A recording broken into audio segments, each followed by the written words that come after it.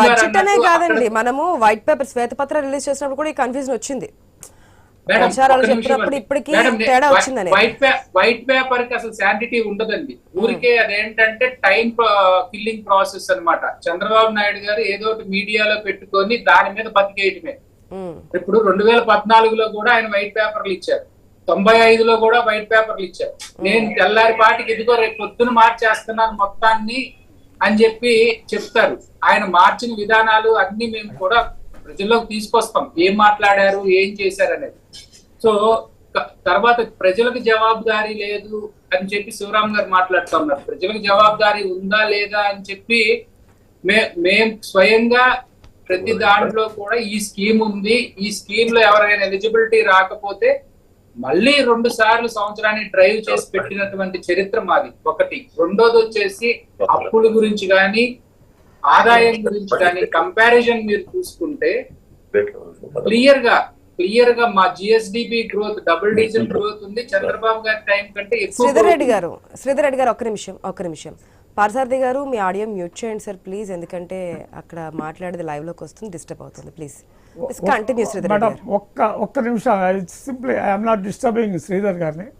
ఒక్క మాట, ఆయన 6 లక్షల కోట్లు అని మాట్లాడుతున్నాడు, కానీ మిగతా సంస్థల ద్వారా తెచ్చి డబ్బులు తీసుకొని వాటిని డైవర్ట్ చేసిన సంగతి అసలు కన్వీనియంట్ గా మెన్షన్ చేయట్లేదు ఆయన.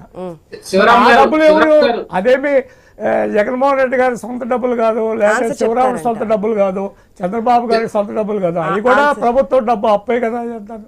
అవన్నీ కూడా కలిపి చెప్పండి పంతులు గారు. శివరామ్ గారు మీకు అదే నేను క్లియర్ గా చెప్తున్నానండి. మీరు చాలా ఎక్స్పీరియన్స్ ఉంది, 3 సార్లు 4 సార్లు శాసనసభకు లేదండి, 2 సార్లు కూడా 2 సార్లు అయితే 3-4 సార్లు పోటీ చేశారు.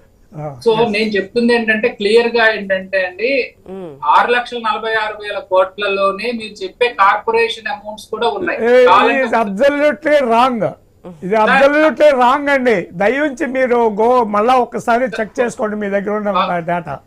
అండి నేను ఒకటే చెప్తున్నానండి, నిజంగా అదే గనక అయితే ఈ రోజున ఆంధ్రజ్యోతిలోనో ఈనాడులోనో ఈ కార్పొరేషన్ నుంచి ఈ కార్పొరేషన్ నుంచి ఇంతలోనే మెయిన్ షీట్లు వేసేవాళ్ళు. ఎందుకోసం ఇవాళ నిన్న చెప్తున్నారు 6,46,000 కోట్ల నుంచి 9 లక్షల కోట్ల మధ్యలో ఉన్న బ్యాలెన్స్ ఏం చెబుతున్నారు, సండ్రీ క్రెడిటర్స్ కి ఇవ్వాల్సింది ఇంత, వెండర్స్ కి ఇవ్వాల్సింది ఇంత అని చెప్తున్నారు. సేమ్ అదే ఫార్ములా కనుక నేను 2014లో తీసుకుంటే మీరెంత డ్యూస్ ఉన్నారు అనేది కూడా లెక్కేసి చెప్పాలి. అప్పుల్లో ఏదైతే మీరు 4 లక్షల కోట్ల రూపాయలతో మాకు హ్యాండ్ ఓవర్ చేశారో ఆ 4 లక్షల కోట్లు ప్లస్ ఈ వెండర్స్ కి పే చేయాల్సిన పేమెంట్లు కూడా కలిపి చెప్పాలి అప్పుడు. సో ఈ 9 సండ్రీ ఏ కాంట్రాక్టర్లకు బిల్లులు చేయలేదు, మీరు అంతా క్లీన్ చేసి ఇచ్చామంటున్నారు. మరి మీరు నిజంగా కాంట్రాక్టర్ బిల్స్ పే చేసి కార్పొరేట్స్ ద్వారా తీసుకున్న అప్పులు కూడా లెక్క చెప్పండి మాస్టర్ గారు. శివరామ్ గారు మళ్ళీ చెప్తున్నానండి, బడ్జెట్ వాల్యూమ్స్ లో క్లియర్ గా ప్రతి కార్పొరేషన్ అప్పు క్లియర్ గా మెన్షన్ చేస్తారు. మీకు టైం ఉంది కాబట్టి చూడండి ఒకసారి. మీరు బుల్డోజ్ చేసేస్తే అది నిజం కాదండి. 14 లక్షల కోట్లని ఊరూరు తిరిగి చెప్పారండి. 14 లక్షల కోట్లని ఊరూరు తిరిగి చెప్పారు. ఎక్కడ? ఇంకొకటి ఒక్క నిమిషం అదేనండి. ఇప్పుడు అండి మీరు అధికారంలో ఉన్నారు, కాదు మీరు అధికారంలో ఉన్నారు, మీరు అధికారంలో ఉన్నప్పుడు కొంచెం పేషెన్స్ తో వినండి.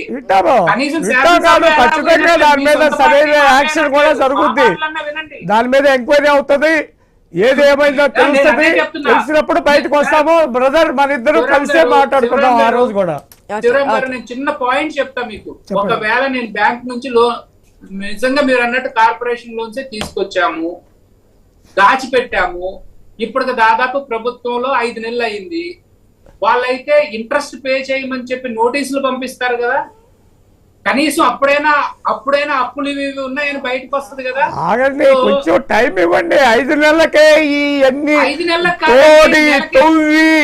ఎక్కడెక్కడ చేశారో ఏమి చేశారో ఆ తీసిపోయి 450 కోట్లు కట్టారో అవన్నీ బయటకు వస్తాయి. మాట్లాడండి, మనం ఏమి దిగులు పడిన అవసరం లేదు. ఇవాళ కాకపోతే అరే రేపు, రేపు కాకపోతే మాట్లాడివ్వండి. ఎల్లుండి. ఎదుటి అంటే వాళ్ళని చాలా మాట్లాడివ్వండి. 4-5 మీకు రోజులే. ఎందుకంత అసహనంగా ఉందో ఖచ్చితంగా నాకైతే అర్థం వస్తాయండి. కావట్లా. 450 కోట్లు 427 కోట్లు ఎంతో దాంతో ఆ బిల్డింగ్లు కట్టి ఓకే మళ్ళీ రిషికాంత్ సెపరేట్ శివరామ్ గారు ప్లీజ్. కాదమ్మా, ఆయన శివరామ్ గారు, అన్ని మీరు తప్పులు తడకలు చెప్తారు. నిజంగా ఆయన డబ్బులు కార్పొరేషన్ ఎక్కడ లెక్కల పోయి గురించి చెప్తున్నాము. మాట్లాడుతున్నారు, కార్పొరేషన్ వాటి గురించి సమాధానం ఇస్తున్నారు. శివరామ్ గారు నిజంగా మీకు అంత అసహనం ఎందుకు ఉంటుందో నాకైతే అర్థం కావట్లేదండి. ఏమండి నేను ఇప్పుడు కనీసం Okay. 3 నెలలకు ఒకసారి డబ్బులు కట్టమని నోటీసులు పంపిస్తారు. ఆ నోటీసులు వచ్చినప్పుడు వస్తాయి ఏంటండి? వస్తాయి ఏంటి? అరే మళ్ళీ మాట్లాడినివ్వండి. ఓకే ఓకే ఓకే అరే మాట్లాడినివ్వండి. Okay sir okay. ఇప్పుడు కంక్లూడ్ అండి. రెండు క్వార్టర్స్ అయిపోయినాయి. ఏప్రిల్ క్వార్టర్ అయిపోయింది, జూలై క్వార్టర్ అయిపోయింది. అయిపోయినా కానీ ఇప్పుడు నోటీసులు వచ్చి ఉంటాయి. డబ్బులు మీరు చాలా యాంపుల్ టైం చూశారు. సో నేను క్లియర్ గా చెప్తుంది ఏంటంటే మాకు సంబంధించినంత వరకు కార్పొరేషన్ లోన్స్ తో సహా మేము చేసింది 6,46,000 కోట్ల అప్పు. ఓకే అంతవరకు సో బడ్జెట్ లో చూపించింది మాట్లాడుతుందంతా కూడా అవాస్తవం అంటారు. ఎస్ శ్రీధర్ రెడ్డి గారు ఒక నిమిషం, చాలా సమయం అయింది, ప్యానల్ ఇంకిద్దరు ఉన్నారు. ఒక్క నిమిషం మేడం, ఒక్క నిమిషం. ఇంకొక 3 నెలల్లో వీళ్ళు మళ్ళీ నెక్స్ట్ ఇయర్ బడ్జెట్ పెట్టబోతున్నారు. ఆ రోజుకైనా తెలుస్తాయిగా నిజాలు. ఆ రోజు కూడా మేము మిమ్మల్ని ఎండగట్టబోతున్నాం. అప్పుడు మేము మాట్లాడడం ఛాన్స్ ఉంటుంది. ఇప్పుడు ఆ శాసనసభ సాక్షిగా అని చెప్తున్నారు కాబట్టి తర్వాత ఏళ్ళు కడతారు. 14 లక్షల కోట్లు అని చెప్పి ఓకే. మారుసారథి గారు గుడ్ మార్నింగ్ అండి. ఎండ కడతారు.